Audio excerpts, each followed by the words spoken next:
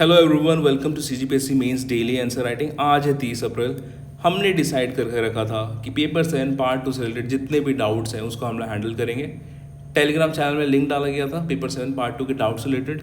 वहाँ पे आपके जितने भी डाउट्स हैं उनको मैं आज हैंडल करने वाला हूँ। चलिए आज आगे देखते हैं क्या क्या डाउट्स आपने पूछे हैं और मेरे हिसाब से क्या आपकी अप्रोच होनी चाहिए। चलिए शुरू करते हैं।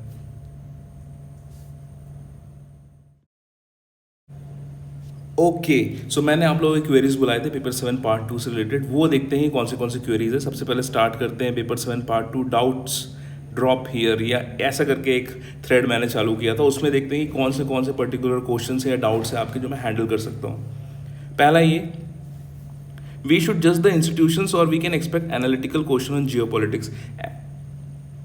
एनालिटिकल क्वेश्चन आने के जो चांसेस है सीजीपीएससी में बहुत कम है। सो मेरे ख्याल से फैक्चुअल चीज़ें ही रट लीजिए और करंट में अगर उस पर्टिकुलर इंस्टीट्यूशन से रिलेटेड कोई करंट अफेयर है तो उसके एक दो लाइन तैयार कर लीजिए। उससे ज़्यादा डेप्थ में जाने की ज़रूरत नहीं है। नेक्स्ट देखते हैं, कोरिया युद्ध 1950-1953 को बताएं। देखिए ये वाला जो क्वेश्चन है थोड़ा सा अनएक्सपेक्टेड टाइप का क्वेश्चन आया हुआ था, हम सब ने छोड़ दिया था इसको। तो इसको अभी करने का कोई मतलब नहीं है कि ये रिपीट नहीं होने वाला है। इसी के नेचर पे जो क्वेश्चंस आ सकते हैं वो आ सकता है इंडिया पाकिस्तान का जो वॉर हुआ था कारगिल युद्ध, उस पर आप थोड़ा सा प्रिपेयर कर लीजिए। लेकिन इस प्रकार के वॉर्स जब भी आते हैं तो मोर और लेस मुझे नहीं लगता है कि ज़्यादा आप इसको डील कर सकते हैं एग्जामिनेशन हॉल में बैठ के, गिवन डैट कि आपको कुछ बैकग्राउंड नहीं पता है। तो अगर किसी वॉर के बारे में बात हो रही है तो 2-3 वॉर्स हैं जो मेरे को लगता है कि आपको पता होना चाहिए कि क्या चल रहा है। पहला तो करंट से स्टार्ट करते हैं, रशिया और यूक्रेन के बीच में जो कन्फ्लिक्ट है वो आपको पता होना चाहिए। इजराइल पैलेस्टीन के बीच में जो कन्फ्लिक्ट है वो आपको पता होना चाहिए। उसके बाद इंडिया के जितने भी कन्फ्लिक्ट रहे हैं, for example Bangladesh liberation war हो गया, कारगिल युद्ध हो गया, इसके बारे में पता होना चाहिए। 4 युद्ध हैं, इनके बारे में पढ़ लीजिए। Russia Ukraine, Israel Palestine, Bangladesh liberation war और कारगिल युद्ध, इन चारों के बारे में आप थोड़ा सा पढ़ के रखिए ताकि वहाँ पे कुछ क्वेश्चन आ जाए तो आप उसको डील कर सकें। नेक्स्ट देखते हैं। ठीक है, इसमें वाला क्वेश्चन पूछा गया है कि comment on the Universal Declaration of Human Rights and the role of Human Right Commission in communist dictatorship governments. देखिए दोनों ही क्वेश्चन जो दिख रहे हैं ना, examine the role of United Nation Organisation in Korean war and comment on the Universal Declaration of Human Rights and the role of Human Right Commission in communist dictatorship governments. तो इसमें आपको बोलूँगा कि जो पहला वाला जो क्वेश्चन है वो काफ़ी ज़्यादा फैक्चुअल है, तो उसको अवॉइड करिएगा आप लोग अटेम्प्ट करने से।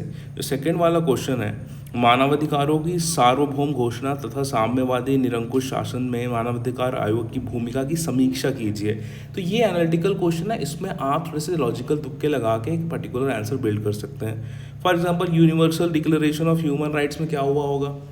अब यूनिवर्सल डिक्लेरेशन है तो यूनाइटेड नेशंस ने करवाया होगा और अच्छी बातें की होंगी कि भाई इक्वालिटी रहेगी, रेसिज्म नहीं रहेगा, कोऑपरेशन रहेगा, उसके बाद किसी भी चीज़ में डिफ्रेंशिएट नहीं करेंगे। तो इस प्रकार से आप लगभग, क्योंकि 10 मार्क का है, क्योंकि 8 मार्क का पर्टिकुलर क्वेश्चन है और आपको लगभग 15 लाइन लिखने हैं, तो ऐसे लॉजिकल पॉइंट्स लिख के आप 3-4 पॉइंट लिख सकते हैं। उसके बाद नेक्स्ट जो है human Right Commission in communist dictatorship governments. देखिए जो ह्यूमन राइट कमीशन होता है वो हमेशा ऐसे गवर्नमेंट्स में, ऐसे कंट्रीज़ में ज़्यादा एक्टिव होता है जहाँ पे डेमोक्रेटिक सिस्टम होता है। लेकिन कम्युनिस्ट और डिक्टेटरशिप है तो कम्युनिस्ट डिक्टेटरशिप गवर्नमेंट में थोड़ा फ्रीडम ऑफ स्पीच कर्टेल रहती है। फॉर एग्जांपल उइगर मुस्लिम्स का जो मैटर है चाइना में, वो चाइना का कोई ह्यूमन राइट कमीशन नहीं उठाएगा। वो यूनाइटेड नेशन उठा सकता है, इंडिया उठा सकता है, पाकिस्तान उठा सकता है, यूएस उठा सकता है, लेकिन चाइना की खुद की जो ह्यूमन राइट कमीशन है उसका जो रोल है वो उतना नहीं होगा। लेकिन जो इंटरनेशनल ह्यूमन राइट कमीशन होंगे, फॉर एग्जांपल एमनेस्टी इंटरनेशनल हो गया, यूनाइटेड नेशंस की कोई रिपोर्ट हो गई, यूनाइटेड स्टेट्स की अगर कुछ बॉडी है या इंडिया की कोई बॉडी है तो हम लोग कर सकते हैं। तो कुछ आगे हम लोग को ये बताना है कि जब वो खुद की ही गवर्नमेंट की अगर कोई कमीशन है तो वो उतना साइलेंट रहेगी और उतने एक्टिव नहीं रहेगी। बट वेयर एज जो बाहर की जो ह्यूमन राइट कमीशंस बने हुए हैं, इंटरनेशनल ह्यूमन राइट कमीशन है या इंडिविजुअल कंट्रीज़ है, उनकी जो पर्टिकुलर रिपोर्ट्स आ रही है वो एक प्रेशर क्रिएट करती हैं उस पर्टिकुलर गवर्नमेंट पे और इंटरनेशनल लाइमलाइट में लाती है उस मैटर को। इस प्रकार से डिप्लोमेटिकली डील करके निकल जाइए, ज़्यादा करने की ज़रूरत नहीं है। वॉर से रिलेटेड क्वेश्चन बता दिए, 4 वॉर्स हैं, इस पर डील कर लीजिए। पार्ट 1 पे बात हो चुकी है।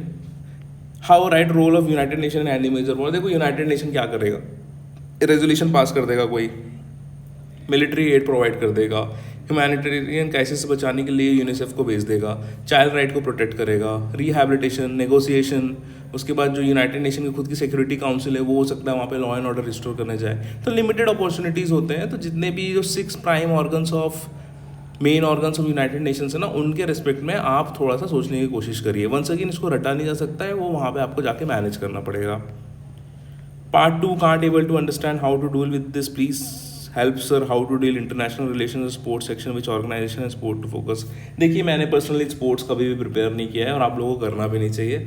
अगर आप अवेयर सिटीजन्स हैं तो आपको पता होगा कि सुनील गावस्कर ने क्या किया है क्रिकेट में, सचिन तेंदुलकर ने क्या किया है इंडिया के लिए क्रिकेट में, आपको पता होगा कि नो बॉल क्या होता है, आपको पता होगा सुपर ओवर क्या होता है, यूएफए चैंपियंस लीग अगर आपने फॉलो किया है तो आपको पता होगा। तो ये वाला जो पर्टिकुलर पोर्शन है मैंने कभी प्रिपेयर नहीं किया है, ना मैं आपको एडवाइस दूंगा प्रिपेयर करने के लिए। लेकिन अगर कुछ कुछ चीज़ें, फॉर एग्जाम्पल अभी ओलंपिक्स हुआ है, पैरालंपिक्स हुआ है, बीजिंग ओलंपिक्स हो रहे हैं, बैडमिंटन टूर्नामेंट्स चल रहे हैं, तो एक बार थोड़ा सा दिमाग में रखिए। लेकिन वंस अगेन मैंने प्रिपेयर नहीं किया था इस पर्टिकुलर पोर्शन को, मैं वहीं पे मैंने डिसाइड कर लिया था कि जैसा भी क्वेश्चन आएगा देखेंगे, और काफ़ी जनरल क्वेश्चन आए थे तो मुझे ज़्यादा दिक्कत नहीं हुई थी।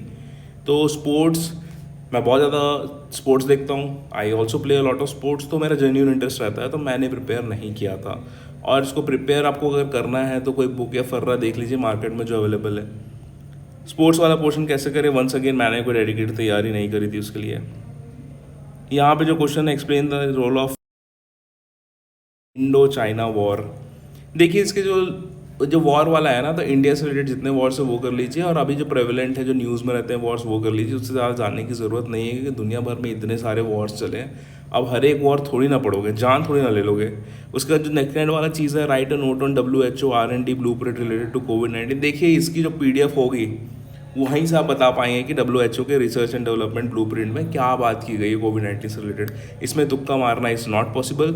अगर मैं आपकी जगह होता, जो कि मैं था, तो मैं role of United Nation Organisation Indo China war लिखता, क्योंकि वहाँ पे कहीं ना कहीं ऐसा लगता है कि नेगोशिएशंस करवाएंगे, सेटलमेंट करवाएंगे, कुछ रिहैबिलिटेशन देंगे, कुछ फाइनेंशियल एड देंगे, कुछ मिलिट्री एड देंगे, इस प्रकार से तुक्का मारा जा सकता है। लेकिन जो सेकंड वाला ऑप्शन है, write a note on WHO R&D blueprint, ये बहुत ही ज़्यादा फैक्चुअल है। यहाँ पे आपके अंधे तुक्के नहीं चलेंगे। तो कुछ भी करके इस दोनों क्वेश्चन में हमको फंसा दिया गया है, हमारे पास एग्जिस्टिंग नॉलेज नहीं है, तो आप वहाँ पे कुछ ओपन एंडेड मोटी मोटी बातें करके निकल जाइए।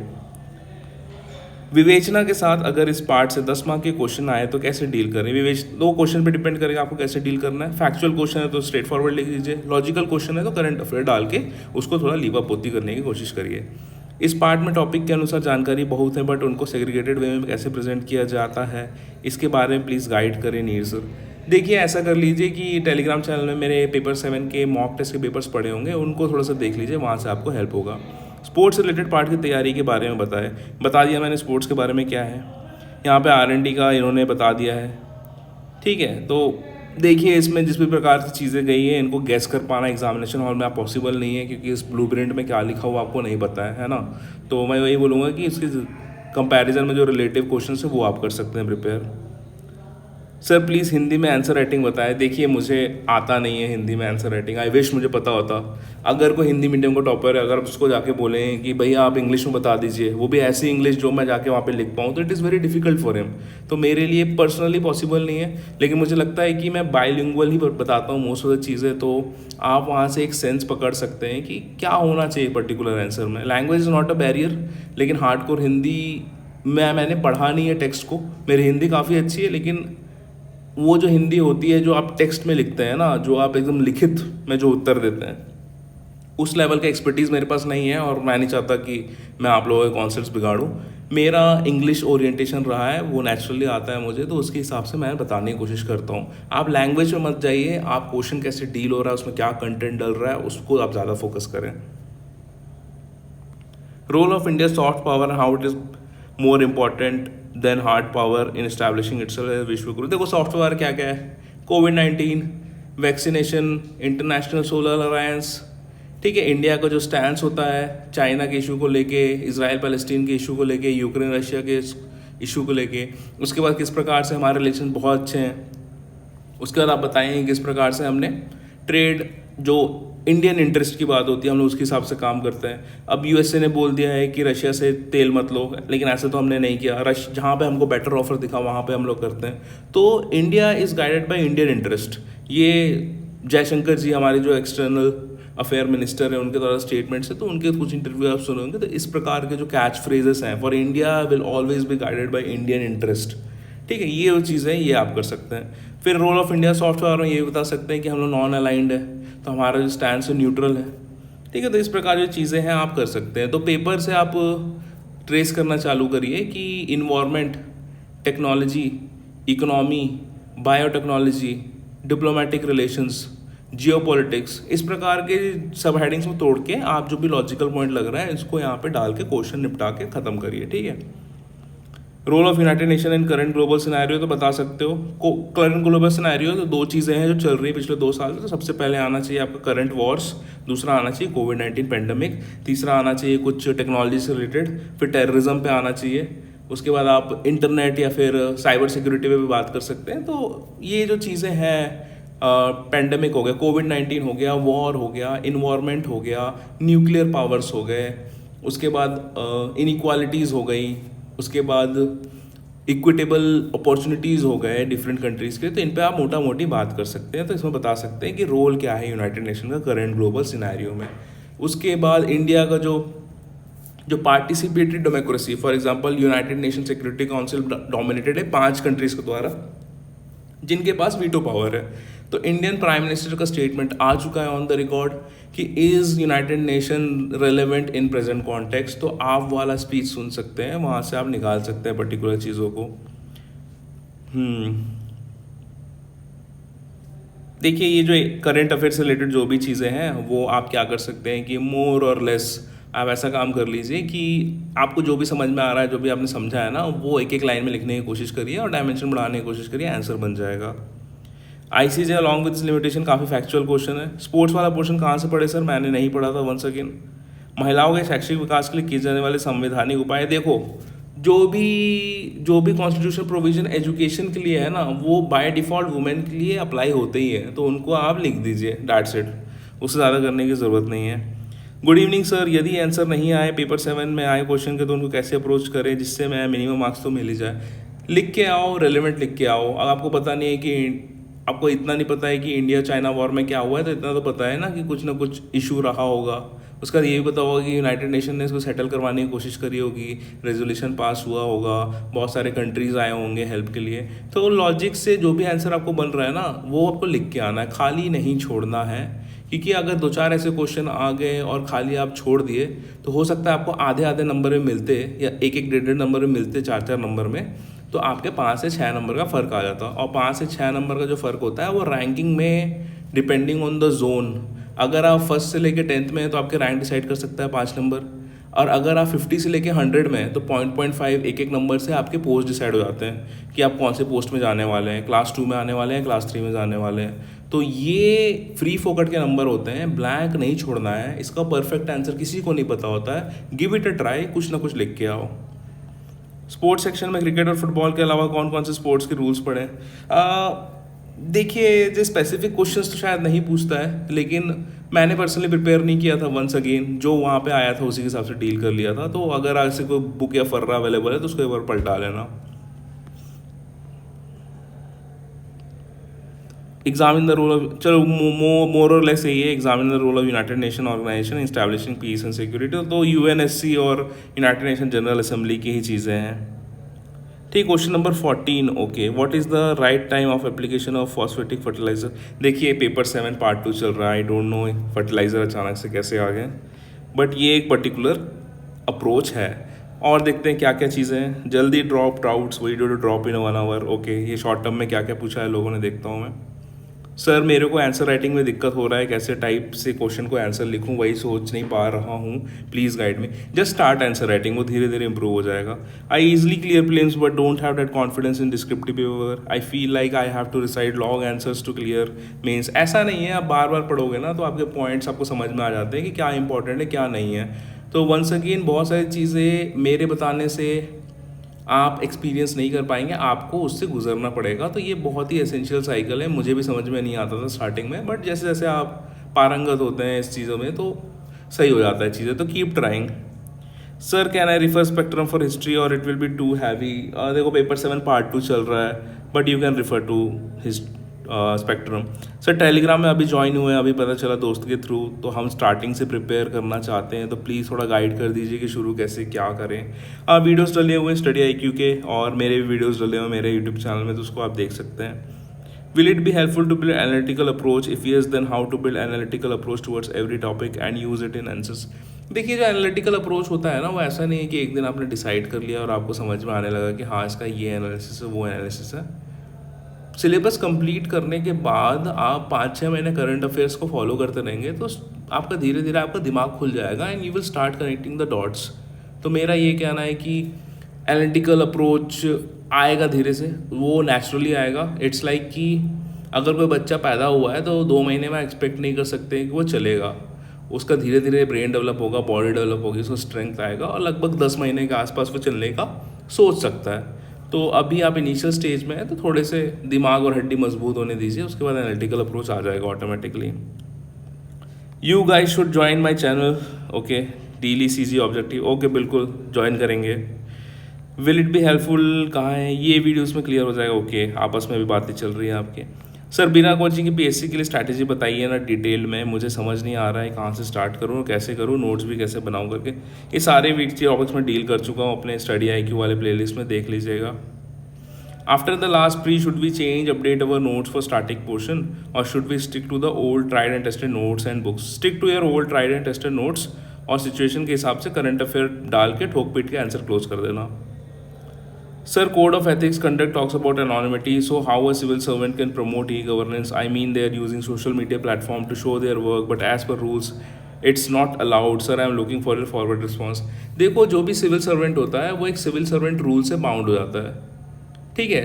स्टेट सर्विस रूल्स होते हैं, कंडक्ट रूल्स होते हैं, ये अभी हमारे को फाउंडेशन ट्रेनिंग में हमें बताया गया है। थोड़ा सा मैं डिटेल में पढ़ूंगा इसको और इसको आंसर करने की कोशिश करूंगा कि क्या क्या एक सिविल सर्वेंट कर सकता है, नहीं कर सकता है। एक इसका एक कोड है, मतलब पतली सी बुक होगी शायद 100 पेजेस के आसपास की, तो वहाँ पे सब कुछ मेंशन है कि हम क्या क्या कर सकते हैं, ना क्या क्या नहीं कर सकते हैं एज अ सिविल सर्वेंट। तो वो मैं अच्छे से पढ़ के थॉरोली उन पर्टिकुलर जो भी सेक्शन है उनका पर्टिकुलर स्क्रीनशॉट लेके या फिर उनके PDF के थ्रू मैं आपको बताऊंगा कि क्या क्या एक सिविल सर्वेंट कर सकता है, नहीं कर सकता है। अभी मुझे एकदम कॉन्क्रीट जानकारी नहीं है, मोटा मोटा पता है, तो मैं इस पर अभी कुछ कमेंट नहीं करूँगा। Let me read the rules and then I will tell you क्या क्या कर सकता है एक सिविल सर्वेंट और क्या नहीं कर सकता है। मैम, ओके ठीक है, मैम नीड सर, ओके ठीक है। फिर से रिजल्ट आने के बाद के फ्लैशबैक्स हो रहे हैं कि अभी भी लोग मैम बोल रहे हैं। आप सभी टॉपर्स के टेलीग्राम चैनल ज्वाइन करके, ओके। नेशनल और इंटरनेशनल स्पोर्ट ऑर्गेनाइजेशन में क्या क्या करना है आइडिया दीजिए सर, इसका कोई और छोर नहीं है, ओके ठीक है। देखिए सिंपल सी बात है, स्पोर्ट्स मैं बचपन से देखते आया हूँ, मैं बहुत सारे स्पोर्ट्स देखता हूँ, तो मुझे ज़्यादा ज़रूरत नहीं पड़ी थी। और जिस प्रकार के क्वेश्चंस आते हैं आप देखेंगे कि आप उसको आंसर कर सकते हैं अपने जनरल अवेयरनेस से। तो पेपर 7 क्या है कि एक बार आपने स्टैटिक पोर्शन रट लिया ना, उसके बाद जो भी क्वेश्चन आएगा तो आप इस एटीट्यूड में रहा करिए कि वहीं पे देखेंगे एग्जामिनेशन हॉल में कैसे डील करना है। क्योंकि ऐसा Indo China war, R&D blueprint, ये सब आप नहीं आंसर कर सकते। अगर मैं आपको बोल दूँ हाँ ये भी पढ़ लो वो भी पढ़ लो, तो इसका सबसे बड़ा जो एक क्वेश्चन है, ये भी पढ़ लो वो भी पढ़ लो में, आखिर कब तक सब कुछ पढ़ लोगे क्या? UPSC के सब कुछ का खा डालोगे, विजन की जितने PT हैं सब लगा डालोगे, मेन 365 लगा डालोगे, it is not viable. 2 number 4 number के लिए इतना नहीं तड़पते हैं। 2 नंबर 4 नंबर बहुत ही ईजिली SC और लैंग्वेज में इंक्रीज कर सकते हैं। तो देखिए कहाँ पे आपको, वो कहते हैं ना कम में बम, सबसे कम एफर्ट में सबसे ज़्यादा मार्क्स मिल सकते हैं। तो जो भी अगर पेपर 7 में कुछ छूट भी गया ना, अगर आपके 125 की जगह 103, 4, 5 नंबर आ भी गए ना, तो लैंग्वेज में जो 125 आ रहे हैं ना उसको 135 कर लेंगे। एसए में जो पिछले बार 115 मिले थे इसको 135 कर लेंगे, ठीक है। तो इन 2-4 नंबर में पढ़ने से अच्छा है कि पेपर 1 पेपर 2 में आप 40 नंबर इंप्रूव कर लो। फॉर एग्जाम्पल अगर मैथ्स में कोई क्वेश्चन है, ठीक है, कैलकुलेशन मिस्टेक ना करके आपने 8 नंबर वहाँ बचा लिए, तो ये एज अ क्वेश्चन एक्ट करेगा आपके पेपर 7 की जितने भी अनएक्सपेक्टेड चीज़ें आएंगी वो। और हम सबके लिए कठिन होता है, जान लो, ऐसा कोई महान नहीं होता जो पेपर 7 के सारे क्वेश्चन बनते हैं। इवन अभी जब मैं पेपर 7 के क्वेश्चन पलटा के देखता हूँ तो मुझे लगता है यार सिलेबस में से क्या आया था, कुछ तो नहीं आया था, सब कुछ तो इधर उधर से आया था, लेकिन हमने मैनेज किया है। मार्क्स भी ठीक ठाक उठे हैं, अबाव एवरेज उठे हैं। जहाँ पे सबके 95-98 के बीच में थे, तो 19 में मेरे 107-8 के आसपास उठे हैं, which is a very decent marks, और उसका शायद हाईएस्ट 115 ही गया था, तो उतना ज़्यादा कुछ लूज़ नहीं किया है मैंने। तो आपको अबव एवरेज परफॉर्मेंस देनी है, और बाकी आपके एक आधा अगर पेपर चल गए, फॉर एग्जांपल मेरे केस में पेपर 4 बहुत अच्छा चल गया था, 161 आ गए जीएस में, और 161 जीएस में कभी भी नहीं आया है 150 के ऊपर, इवन 135 138 के ऊपर मैंने नहीं देखा है, लेकिन मेरे जीएस के पेपर में आई वॉज द वन कि 161 खींच गया। तो बस यही है कि हर पेपर का अपना नेचर होता है, पेपर 7 का नेचर ही है कि इसमें मार्क्स खींचना डिफिकल्ट होता है because of the nature of questions. तो आपको क्या करना है, आपको कुछ नहीं करना है, you have to sit backs, you have to relax, जितना पढ़ लिया है उसे डायरेक्ट क्वेश्चन आते बनाएंगे, नहीं आया डायरेक्ट क्वेश्चन तो अपने जो पढ़ के आए ना उसको बीच में डाल के एक मोर और लेस कन्विंसिंग आंसर बनाने की कोशिश करेंगे। बस आपको यही करते रहना है। पेपर 7 पार्ट 3 जो आखिरी पेपर है, इसके जो लिंक है मैं टेलीग्राम चैनल में डालता हूँ, आपको जो भी डिफ़िकल्टी होगी आप बताएंगे। आंसर राइटिंग मोर और लेस हमने डील कर लिया है। पेपर 7 पार्ट 3 में कौन से conceptual question, open ended question आपको परेशान कर रहे हैं, वो इस टेलीग्राम चैनल के लिंक में आप कमेंट करके बताइएगा मुझे, उसको हम डील करेंगे। आई होप पेपर 7 पार्ट 2 के जितने भी ऑर्गेनाइजेशंस हो गए, अनएक्सपेक्टेड क्वेश्चन हो गए, स्पोर्ट्स वाला सेक्शन हो गया, उसको मैं डील करने में सफल रहा हूँगा। Thank you very much, thank you for patiently listening. मैं अपने साइड से ट्राई करता हूँ जितना ज़्यादा हो सके उतने क्वेश्चंस लूँ, because I really want to help you guys. आप लोग पढ़ते रहिए, स्टडी हार्ड। कल आखिरी वीडियो होगा डेली आंसर राइटिंग इनिशिएटिव का, आशा करता हूँ कि आप लोगों को बहुत हेल्प ही होगी। एक और समरी वीडियो हम लोग निकालेंगे कि इस डेली आंसर राइटिंग इनिशिएटिव से मैंने क्या क्या सिखाने की कोशिश करी है आपको, और एग्जामिनेशन हॉल में उसको आपको कैसे इंप्लीमेंट करना है, पेपर में कैसे लाना है, इस पे एक छोटा सा वीडियो हम लोग बनाएंगे। मेहनत करते रहिए, इजाज़त लेंगे आपसे। जय हिंद।